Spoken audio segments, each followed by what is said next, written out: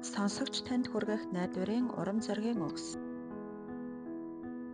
Өнөөдөр эзэн биднийг өөрийн алдрын төлөө хэрэглэхийг хүсэж байна. Заримдаа бид түүний өмнө ирэхдээ би юу хийж чадах вэ? Миний чадвар юу вэ гэж боддогч эзэн биднээс итгэмжтэй үнэнч байдлыг л хүсдэг. Бидний үг, бидний инээмсэглэл, бидний үйлдэл бүр хэн нэгний сэтгэлийг зөөлөх түлхүүрч байж магадгүй юм. Заримдаа танаас эргэн тойрны хэн нэгэн тань ердөө ганцхан дулаан үг, ганцхан халамжтай харц, нэг инэрэнгүй тусламж л хүсдэг байх.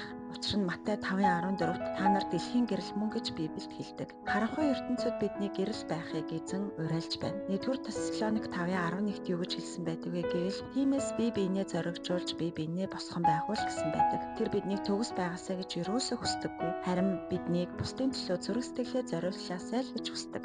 Өнөөдөр гэр бүлээрээ, найз нөхдөдтэйгөө, ажлын хамт олонтойгоо байхдаа эзний хайрын гар, эзний зөөлөн дуу хоолой байцгаая гэж уриалж байна. Сонсогч таныг бидэнтэй хамт залбираасай гэж хүсэж байна.